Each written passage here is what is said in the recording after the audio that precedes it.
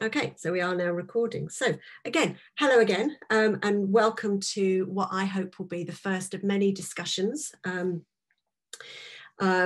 respect to anything that is going to support and help educators, assessors and verifiers within the hair, beauty, complementary, barbering, aesthetic industry. So today what I want to do is to address some of the issues that have been going on numerous platforms across every beauty kind of Facebook group over the last little while. And mainly it's been sparked by the online course provision. And I really just want for us to kind of have a look at all of that. But what it isn't an opportunity to criticize and put down any training provider, not on this call anyway. I mean, you can do that elsewhere potentially, but I'm really wanting to look at awarding accredited training and the opportunity that the assessment process either is integrated into that or not integrated into it, because we know that regulated qualification, that's what makes the difference. Is a regulated qualification has an assessment strategy attached to it, and that in order to get the regulated bit, you have to prove, or the awarding body has to prove to Ofqual that there is this assessment strategy, and equally centres have to then prove to the awarding body that they are carrying out the assessment strategy. But with accredited training, there isn't that provision necessarily. Now, I am aware that there are a number of different accrediting bodies. Some of them will insist on some kind of assessment strategy, and some are really not too worried at all. So my question to you is, what can we do as a group to help increase the knowledge and the skill of our learners with regard to assessment and assessment strategies? Now, I didn't create a poll, but I guess one of the things that I could have asked you as accredited training organisations, how many of you actually put in place assessment strategies either on the day of training, at the time of training, or after training? And is that important? And if you don't do it, how can you do it? What are the options that are available? So for the regulated training organisations, you have lots of experience with doing assessments, and I don't know whether we've got any endpoint assessors, but endpoint assessment processes have been put in place for apprenticeships that do all of their on-the-job training to actually go and prove their kind of their worth, if you like. So that's quite an exciting and different way of training. And I think my concern is that there are some really, really good trainers out there. And as we develop the new qualifications, we've got T-levels which are biting at our heels coming on board 2023. We've got the new apprenticeship framework. We've got the technicals which are now in FE colleges. The accredited training, if we're not careful, is going to be the poor relation to any kind of training. So it would become a them and an us. And I think I'm right in saying is that whatever accredited training you do, there is no way to differentiate yourself between another training provider. And just put in a comment for me in the box, have you got another training provider that is close to you that offers a very similar offer on paper that you know does not do what you do as far as quality of supporting your learners, of assessment, of ongoing support and training? Yeah. Okay. So how on earth can we differentiate ourselves those people that are doing really great training? How can we do this?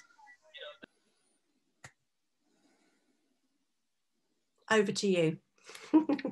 Those of you that are not muted, that have come in a little bit later, would you mind muting yourself? And if you want to say anything, just put me in the comments, and let's hear what you've got to say on what I've just said. What are your comments, your thoughts, your feelings about that?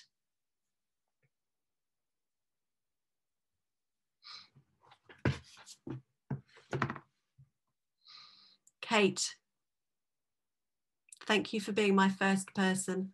That's my pleasure. I think personally it's quite frustrating because we work hard to make sure that we hopefully offer our students the most that we can give them, and a really well-rounded course, knowledge, support, etc.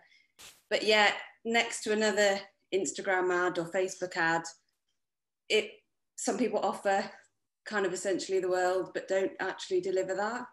And I think maybe it's to do with, or maybe the way for us to advertise or promote ourselves better is to educate the potential student about what they should be looking for, what they should be getting as well, in terms of how not to be let down by a bad training provider as well. You know, do your homework before you book on a course, read reviews, that kind of thing. You know, speak to other people that have undertaken training from the same place that haven't maybe had some kind of incentive to leave a good review of the course that they've been on, as opposed to an honest one.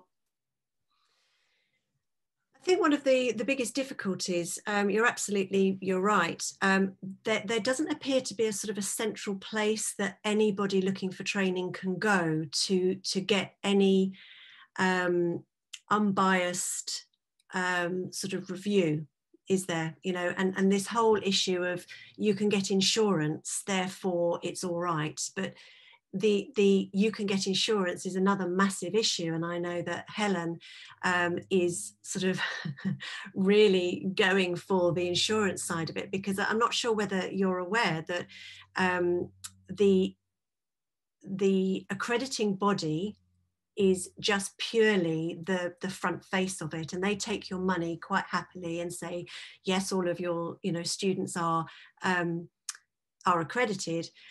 But if there is a claim, it's actually the underwriters that step in and do the due diligence on the learner's training. And so that they then go back to the actual training school and look at what that training is. And there have been many, many occasions where the underwriters say, well, I know that they said they were going to insure you, but actually we don't agree with that. And nobody checked with us, because you don't have to provide really any real evidence at the time of accreditation of the support that you're going to give them. And it's a very difficult situation. And if there was this sort of body that you could go to, if there was this rubber stamping that your courses had this seal of approval, then learners would be able to kind of benchmark the training that they were looking at. And of course that, as far as I'm aware, that doesn't happen. But, does anybody in the group, does anybody know if there is? Carly, jump in. Hi. Louise, hi. Oh, sorry, not Carly, Carla. Oh, sorry.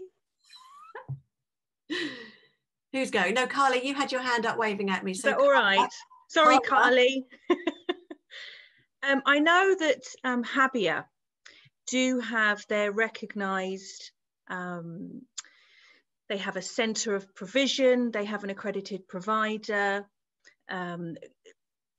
logo that you can kind of purchase. I've looked into this recently. I'm with an accredited company. I've done 20 years in FE, so I've also done regulated. So I've kind of seen both sides. Yeah. And I've actually found it really hard to get that, like you say, that rubber stamp to say, all right, yes, I now do accredited courses, but it doesn't mean I'm not as good as the regulated VTCTs and all the rest of it. So I'm finding that people almost, like you say, they kind of look at you as sometimes the second class, even though from a personal point of view, I actually write my own manuals, same as I did when I was in FE, and we try and keep the standards as high as we all can. But I know Habia do have that. But again, it's something that you purchase. It's not something that's necessarily given. And I think that's where we're all finding an issue, is that it's okay to just buy your accreditation, but you want something to say, yeah, I stand out and I deserve it. That's where I see it. How much the Habia accreditation is? Yes, I think it's about, well, you pay for 1, 5 or 10 courses. I think that's your options. And you can pick whether you are a centre of excellence, if you are an accredited provider. I'm sure someone else will be able to jump in here and clarify if I'm getting this wrong. But again, I think it's about £200 per course, give or take. And again, you're still paying for something to say that you're great, but is that the right way to go? I don't know. And Carla, are they entry to industry qualifications or are they CPD? These are both, actually. The ones that I've inquired about are courses that I've written, which are accredited courses already, but also you can have your CPD ones done too. So it doesn't stipulate on there. So again, I might be wrong. Somebody might clarify that for me, but as far as I'm aware, I think that's both. Okay. Please, anyone jump in and feel free to tell me I'm right or wrong. But yeah, I know Habia are doing that, and that is on their website. I mean, I think they have done it for quite a long time. I actually thought it was CPD only. Oh, okay. Yeah, CPD. There you go.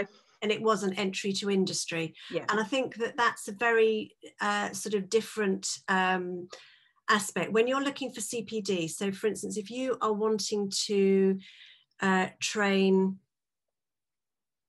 Somebody's got a level 3 qualification and you look that up very quickly. That's amazing. Thank you, Sam.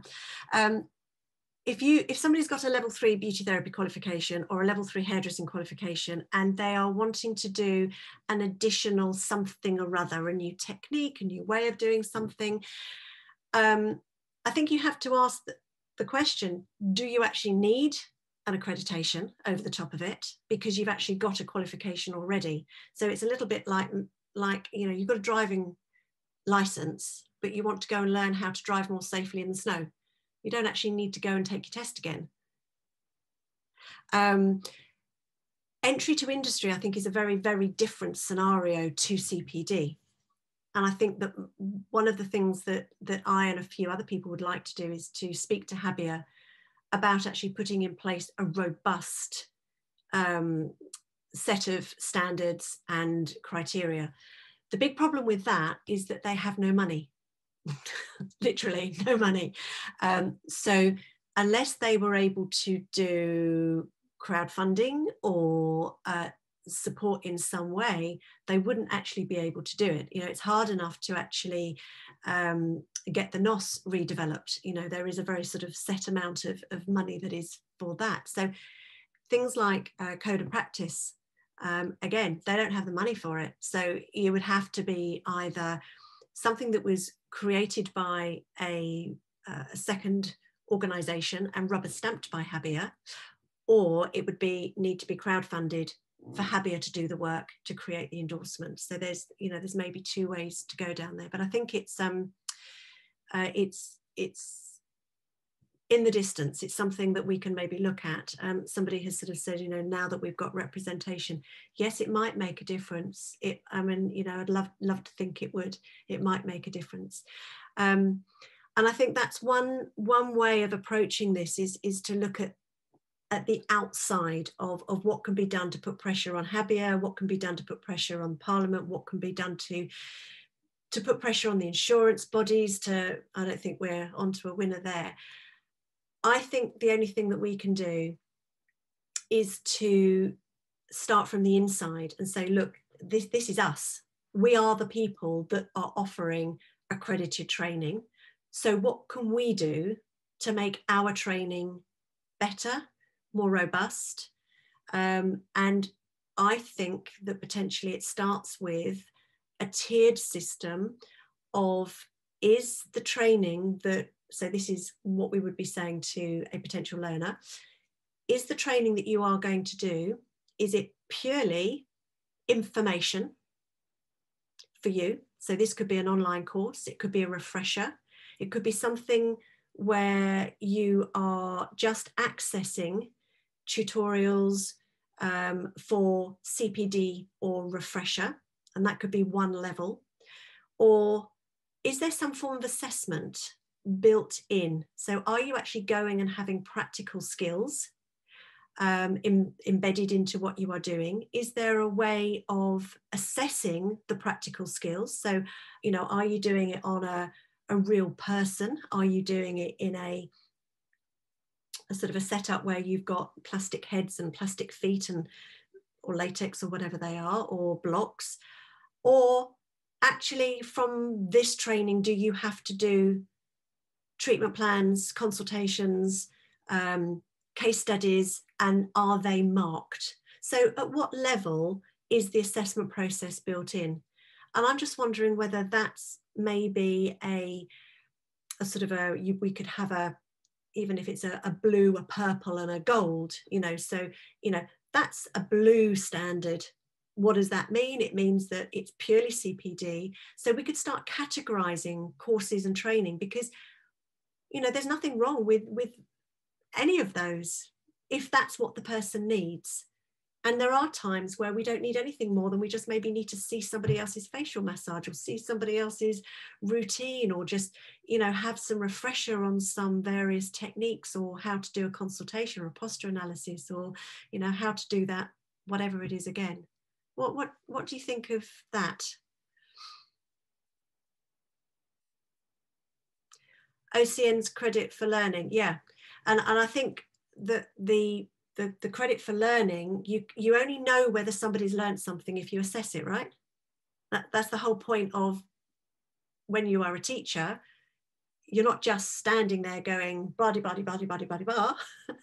You're going, and what do we know about that, and what do we understand about that? So how would you put that into practice? Carly, thank you. Carly, did you actually want to say something earlier when I got you muddled up? Oh, no, actually, I was quite glad that Carla jumped in and saved me there. Maybe you had your mic on and it pinged up on me because... and I was like, no, I like your idea there of the banding, because you're never going to eradicate these other training providers that don't offer training that's up to scratch. But I guess you could have the banding to be able to clearly identify like the good from the bad, I guess.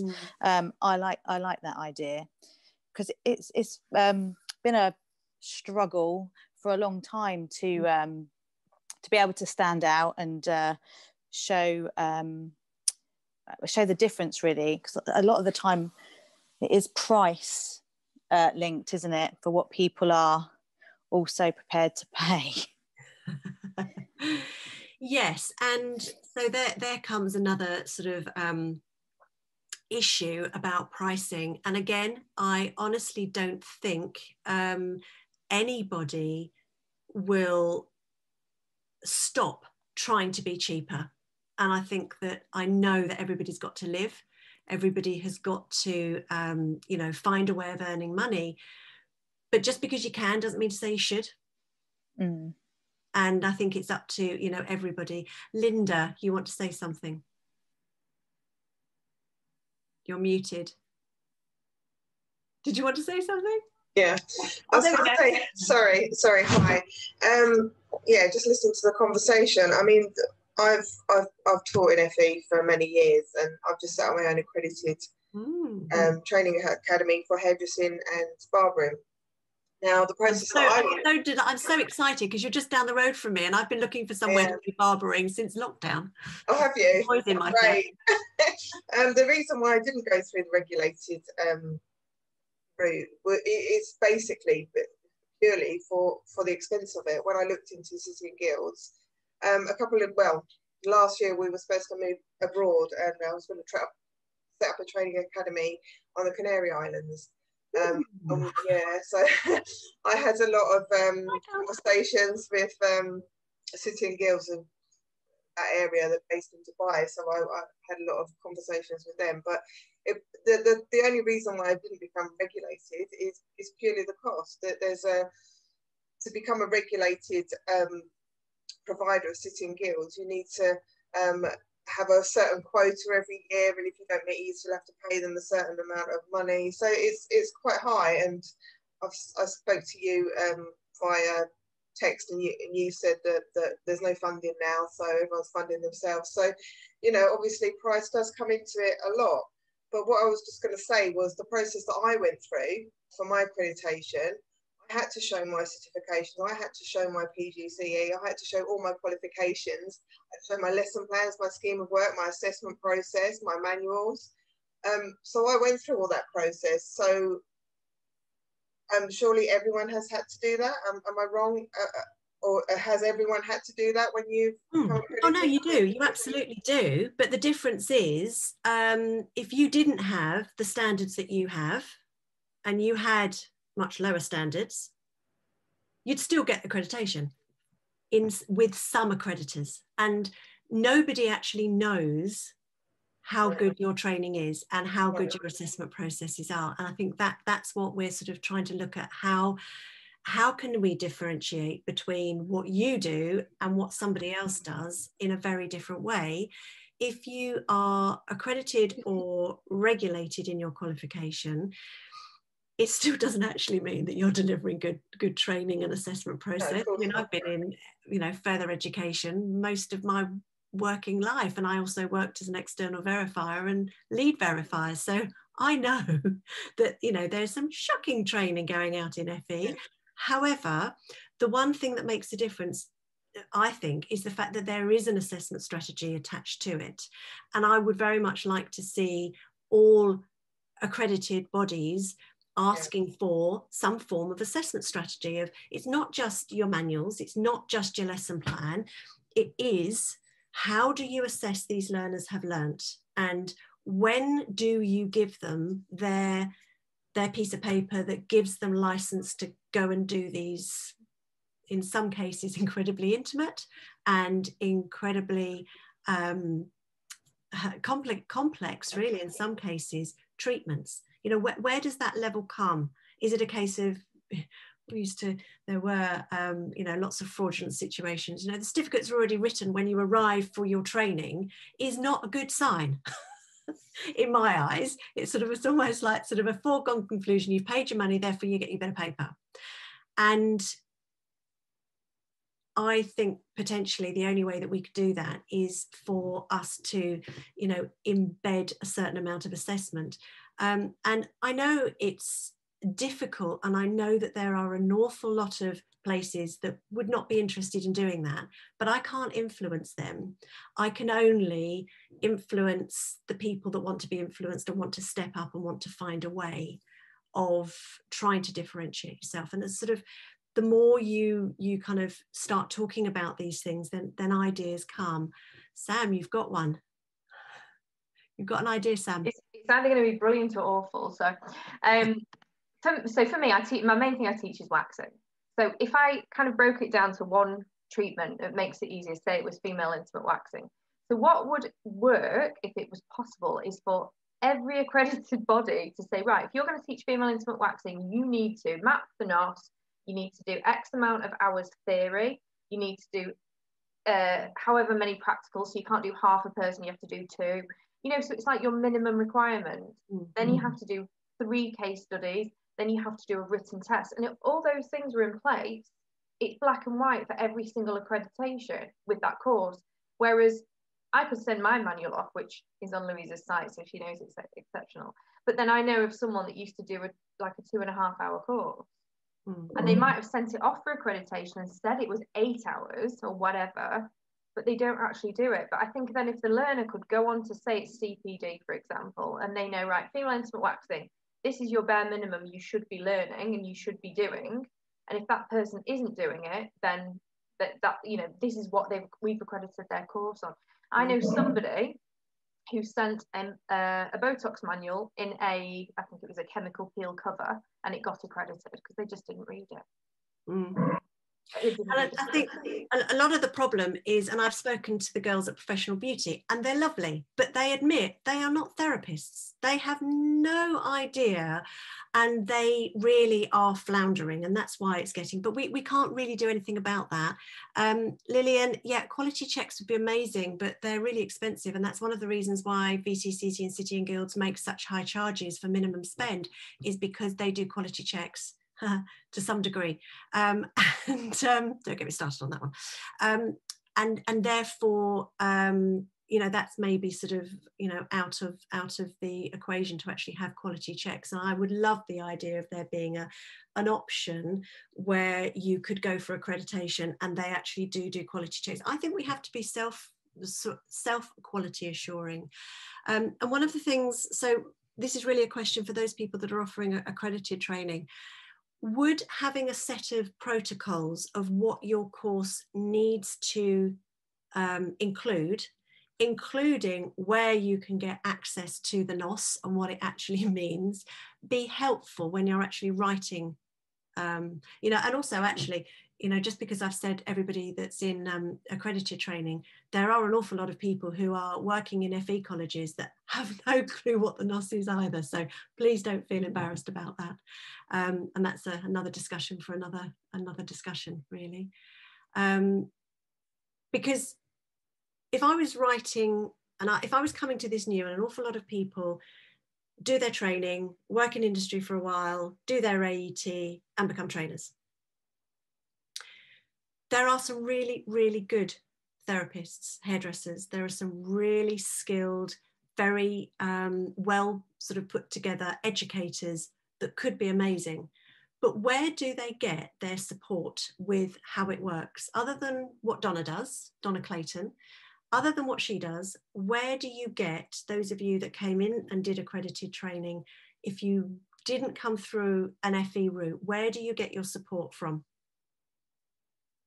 Is anybody able to answer me that?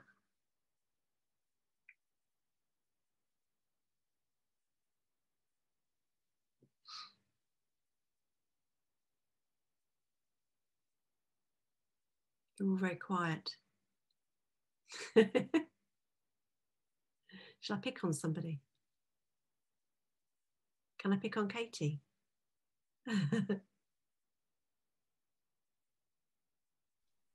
Katie, have you come through an FE background? No, private.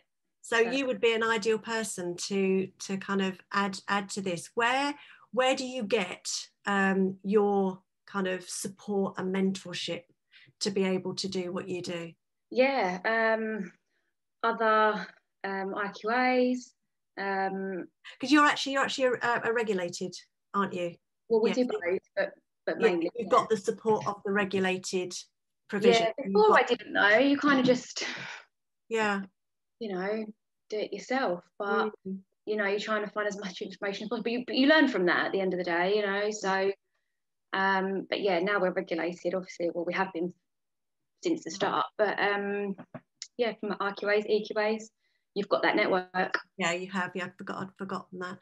Okay, thank you, Tammy.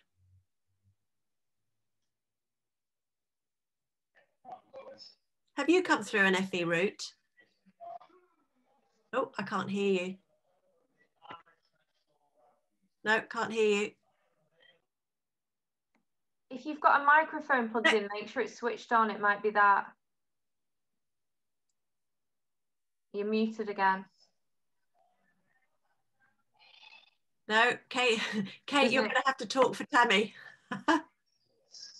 Sorry, Tammy. Shout if you manage to find your way through. Kate, you're on. Where do you get the support? So I came from a private background. Tammy actually came from the FE background through college. Okay. So I mean, we're lucky that we've got each other primarily, but also I've worked for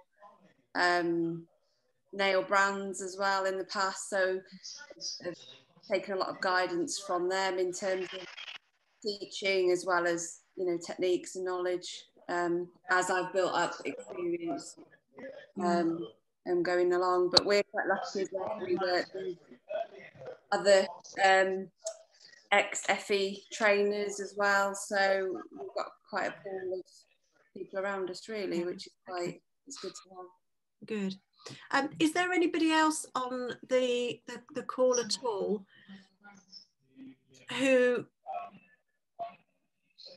has not come through an FE, that doesn't have an FE background, or anybody that they work with and that doesn't offer regulated training, that would like to give me some idea of, you know, maybe how difficult it is, or you know, where they get their sort of inspiration, what they do, anything at all?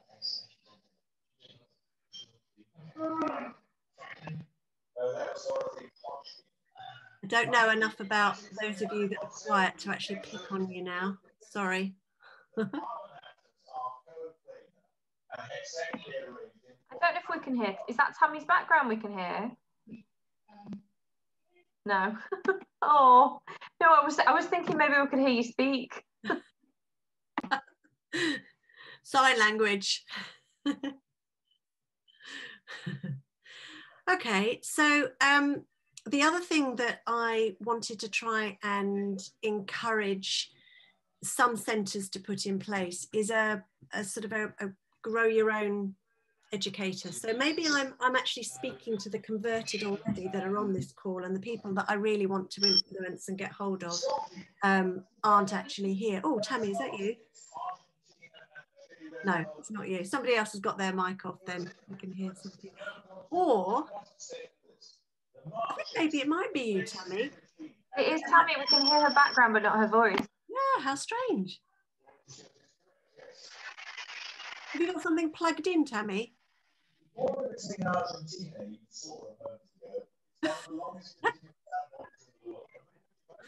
Don't worry. Okay, so maybe I am actually reaching for the converted, people that actually are wanting to sort of put some sort of assessment practice in place. Maybe you are all doing it already. But even if we could agree on a sort of a way forward to actually set up a structure so that when people ask, we can point them in the right direction to get the information that they might need as to what actually is required. You know, when is it okay to have a training which is just purely information dumping and no assessment, and who would that be right for? When would it be okay to have a training where there is assessment that goes on, but on practical models, so on your actual day? And then when is it more acceptable to have case studies and reflective practice? And I think reflective practice is the massive one for me. And I think that's what makes the difference between, you know, an okay training and an absolutely outstanding training, is where you've got that reflective practice where the learner has gone off, they've done some stuff and they've actually been able to talk to somebody about it. I did this, wasn't sure whether it went right, look at this. If it's something visual like nails or hair or eyebrows, it's much more tangible, and you can make a judgment as to how close the varnish is to the free edge, to the cuticle area, or whether the brows are lopsided or, you know, completely hair free or whatever. But with things like facials and massage and other things which are a real kind of innate things, they are very much more about reflective practice, about what clients have told them. So I do think that that's potentially a way forward, and I'd really like to maybe get some of you that have got, you know, strong opinions on this to maybe work with me as a small working partner to sort of bat it backwards and forwards, to kind of maybe come up with some definitions of, you know, if you want this, then you should be looking at this. Because once we've got it, we can then actually put it to insurance companies and say, look, this is what we have agreed as a sort of an industry, as a collaborative working, this is what we want, would you support it? And then we can take it to Habia as well. What do you think of that? And would anybody be interested in working with me to do that? No? Can you hear me now, Louise? Oh, do you know, my headphones have been switched on in the lounge and I just turned them on. I'm so sorry, I was chatting away and then I just couldn't understand it. It was saying I had 3 microphones. Hi. I was going to say, I mean, I'm really love to work with you and, you know, try and come up with some kind of plan. I just think I sat yesterday trying to think of ways sort of to educate our students in a way to sort of, for them to understand. And it's so confusing, you know, there's so many different elements. And again, I think the whole industry has to work together, because you've got the insurance companies are insuring people willy-nilly. You've got, I'm hearing stories of people that are doing all sorts of things, phlebotomy, everything like that, without any qualification. And I think where is that? There's no standardization, you know, there does need to be something set in place, but it's such a hard task, I think, because there's just, you've got obviously, and my other thought is, if you're standardized the accredited too much, how do they differentiate between the two kind of thing in price, what, you know, for pricing? Because obviously when you're regulated, it's obviously a lot dearer, the courses to do, and so they merge together then as well. So it's trying to find that happy medium where it is regulated, but if it's regulated too much, why they're going to choose the accredited perhaps over the bigger qualification. So we lose out in that respect. So it's such a tough one, really. It is, and I think our industry is very, very much driven by price, and I understand why. But I think that the way in which I look at it is, you have to design your business around your business ethics, morals, you know, ideal client, and provide them with what they need. So you are never ever going to get rid of those training organisations that want to do, I call them the £50 tomorrow courses, you know, where you can kind of book it the day before. And, you know, I've got one on my doorstep, and, you know, it made me really, you know, look at how I wanted to differentiate myself from, you know, them, because I couldn't compete. You know, I couldn't compete. But more importantly, I did not want to compete, and I wanted to create some things different. Now, I've been very lucky, as I've had a lot of experience throughout my life, and a lot of different influences that have got me to kind of where I am. I'm just worried about those people that don't have that. Where do they get it from? And I just feel I need to kind of try and put back in some way. And yeah, you're right, Katie, special treatment licenses, unfortunately, they're not for anything other than level 3, and not all local authorities, you know, have them. I think this whole COVID business will make a sort of a really big difference to the way in which people think of things, and hopefully it will get better. Yeah, students do the training to set up to become tutors. Happy are used to, when they first were created, can't remember when it was, I was thinking probably about 94 when the MVQs were first developed. They actually stipulated that assessors had to have 5 years industry experience. Oh no, 3 years, and IQAs had to have 5 years. It was a 3-year and 5-year.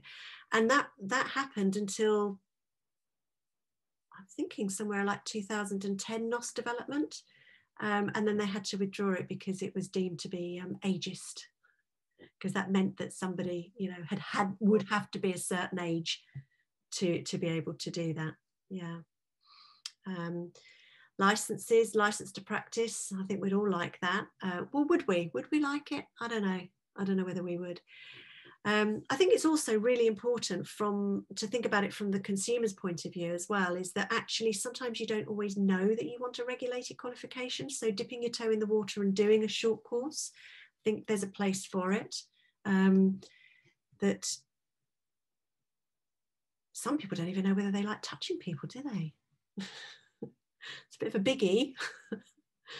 You know, if you realise that actually you don't like feet, or don't like touching people, or hair, or you have a phobia. So I do think these places do have potentially a place, but I think the problem is that the learners don't know what they're getting, and that's the big difference, isn't it?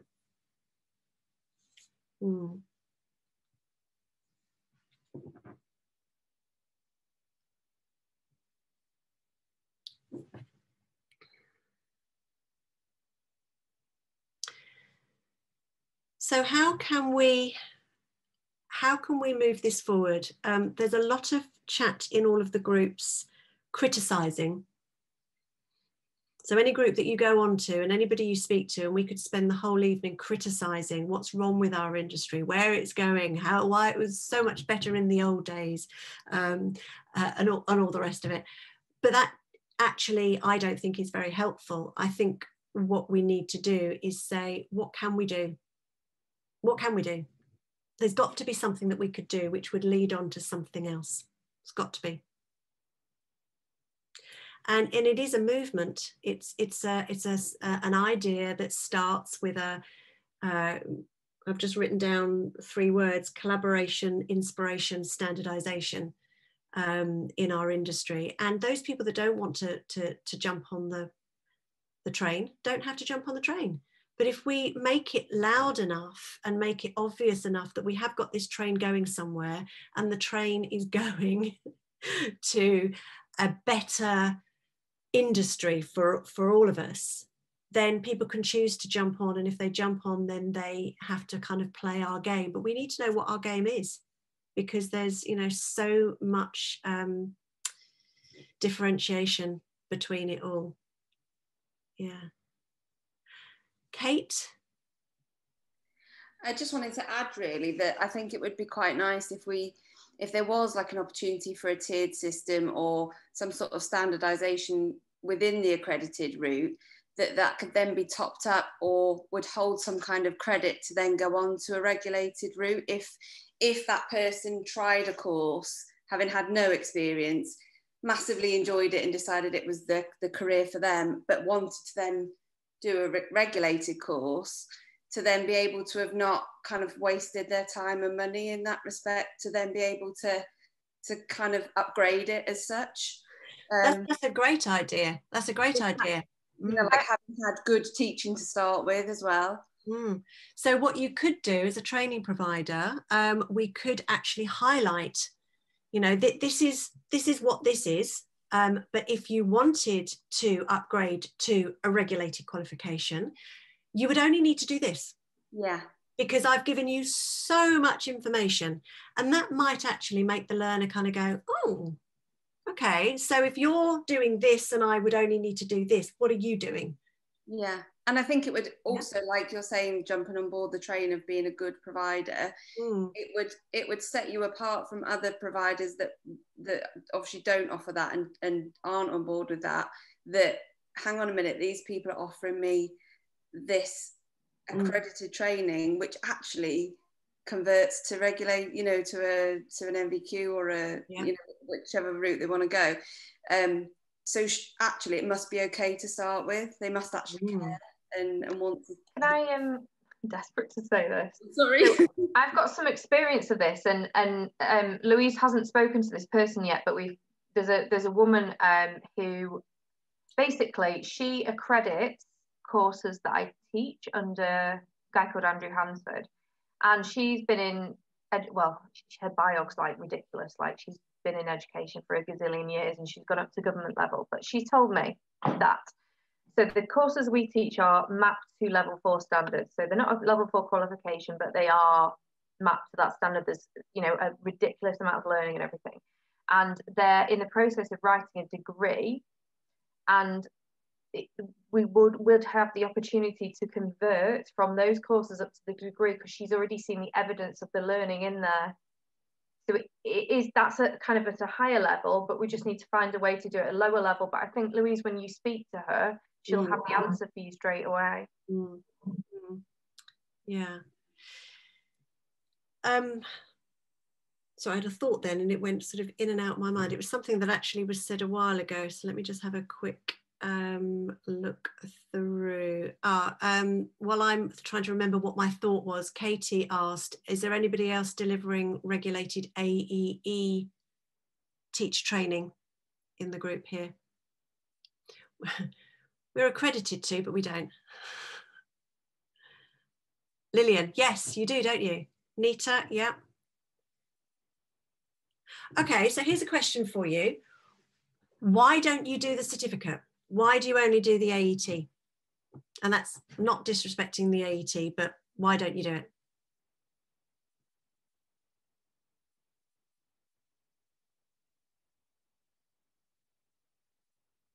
Is it because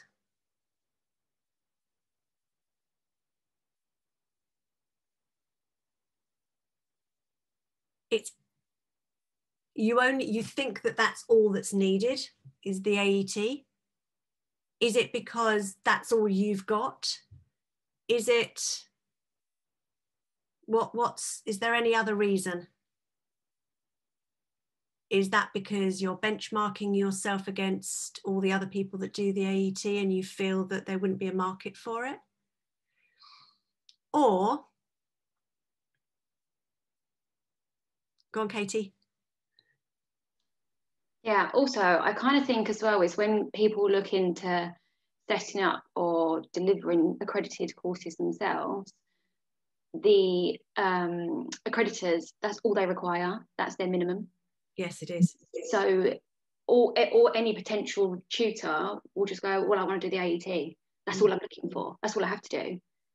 So, and then they think, oh, what's the point of doing anything extra or harder or higher? Because at the moment, all I need is this. If this is going to get me where I want to go, then why do I need to do anything else? Do they know what else is available though? And is it available? Yeah, probably not. It's educating. Yeah, it is educating them what's needed, what's right, what's, you know. But yes, yeah, we offer the assessors as well. And, you know, again, that's all VTCT say is your minimum for teaching and an assessor. Yeah, absolutely. You know? But my question would be, if we want to up the game of what we offer, is that something that we could build into what we do, is to upgrade what we have ourselves, upgrade what we offer, so that we differentiate ourselves between other. Is that another option that you could do? Nita, you offer certificates and diplomas in education, is that right? Where are you?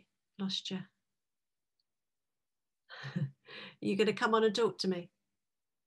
Where have you gone? Are you going to come and talk to me, Nita? Yeah. Yes. What I do is I offer focus awards, which are Ofwat regulated. So I offer those, VTCT and City and Guilds. So I've got all three.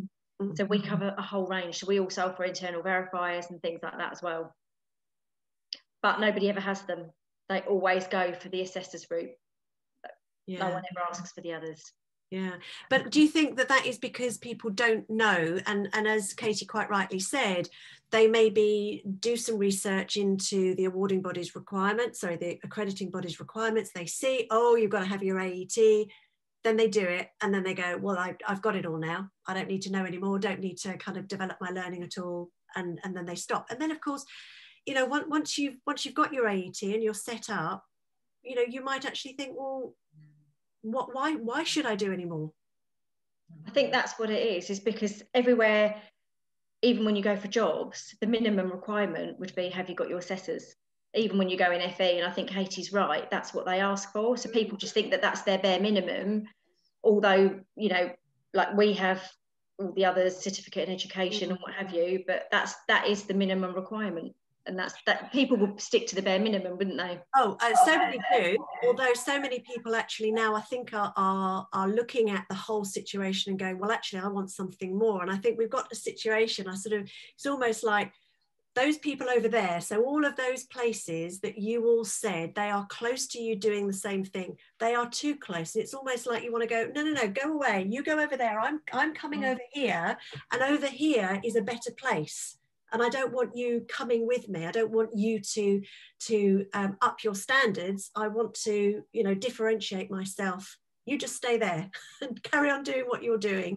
But you need to move yourself because you can't push them away. I also think as well, during this lockdown, all I see every single day on Facebook is people asking, how do I get a teacher's qualification, assessor's qualification? I want to set up my own academy. Because what they're thinking is everything's going online. Well, actually, I can do a couple of courses. I can now teach that course. I can teach it online. I can get some money that way. And in our beauty industry, we're going to have more teachers than we're going to have therapists, because everyone's a teacher now suddenly. You can do an online course in a couple of hours. Yeah. So I think what I was looking for back in the messages was somebody had said that the key is to, that's Tammy said, the key is to educating, but it was also about, you know, setting up a sort of a set of standards or protocols of if you want a training academy, these are the things that you need to be thinking about. You know, this is an ideal. Can you, I have on my website you know, so you want to be a therapist and you want to work for yourself. Are you the right type of person to be working for yourself? And sort of a list of questions to ask yourself. Maybe if we had something like that, that when people post in groups, we all are sending them to the same place. So we have one kind of set of criteria that says, if you're interested, go look at this. Interested, go look at this. So we set it up. This is what you need to be thinking about. This is what you need to be doing. These are the protocols of what needs to be in your course. And the people that want to join us will join us. The people that don't won't. This is where it comes back down to the standards. Obviously, we're all on here because our standards are for that reason. Even if I was to employ a tutor in my academy, all my tutors have the relevant qualifications. But it's like if you go for courses, some of the courses, they don't ask for prerequisites. You can just go on a course working in Tesco's to do dermaplaning. You can now do injectables. Everybody can do, you know, injectables, rhinoplasty. I mean, anyone can do. This is where the standards come into it. I wouldn't do it, but I mean, once the NOS has been published, I think there will be a call for all awarding bodies to reassess all courses that they offer support for, because the NOS has now changed. Therefore, and one of the things that I was delighted, and hopefully they will do what I've asked them to do as well. They've put in that it is a recommendation that all I can't remember what the word was, but I thought it was a bit confusing, but evidently it wasn't. Users of the standards have a first aid qualification. And I've also asked them to consider adding in mental health awareness and safeguarding. That all users should have, and all training providers should have those things as well, which of course, if you're in FE, it becomes part and parcel of what you do because of the nature of what you're doing with the age group that you're doing it. But of course, you know, that's not the case there really. Yeah.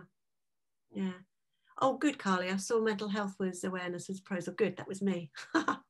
That's good. I'm glad that they are considering it. I mean, but it will only be a consideration. It will be a recommendation. But I do think awarding bodies will be, they'll be more likely to actually put that in as a mandatory requirement into their new qualifications, which will be very good if they do that. Yeah. I saw earlier today, and let me just see if I can find it quickly, just see if, I don't think she's on the call, but somebody might know who she is. Somebody messaged on the group and said that they were setting up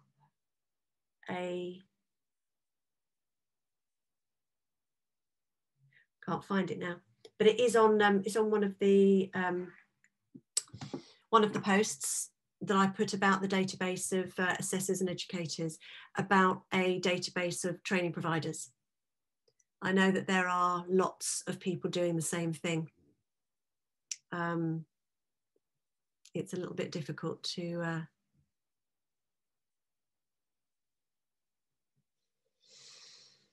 do. So I think moving forward, because I am very aware that we have now reached our hour, I think my proposal would be to, if everybody likes the idea of trying to create a movement to create a set of protocols for accredited training providers that says, you don't have to do this because you'll get accreditation no matter what.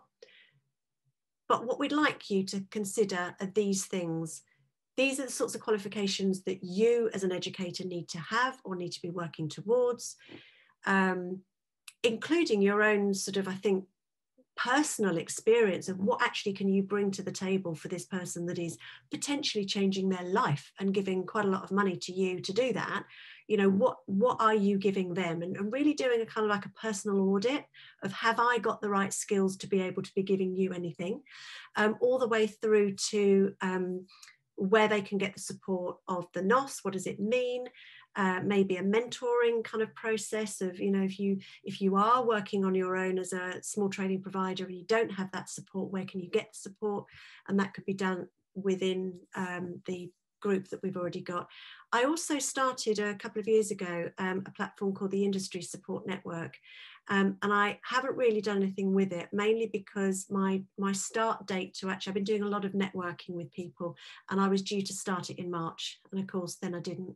And then there were a number of other key players in the industry that were doing such a good job that it didn't seem any point in me sort of competing. But you know, lots and lots of things are changed, and one of the people that I'm talking about is Marion, who's done an absolutely standing job.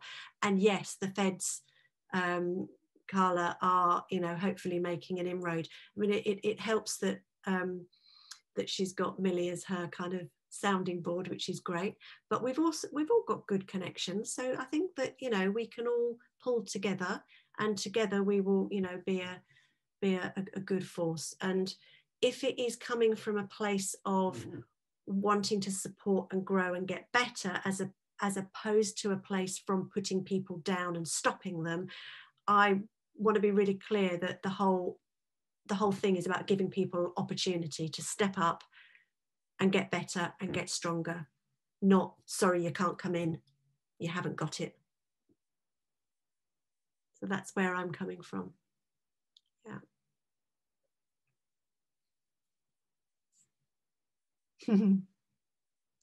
So I'm going to leave the messages on for a little bit. If there's anything else that you would like to add, please do whiz me a message. If we're not friends on Facebook, please find me and make contact with me. I'd love to be your friend. And also thinking about where we go from here. 58 people registered, 16 people turned up. It's not bad. It's better than 2. I think it's going to be a slow burn, and it is something that needs to gather momentum a little bit. But I would like to maybe do a few more of these sorts of things, maybe exploring different ideas about maybe what assessments could look like. Yeah. Cool. Thank you for your time, ladies.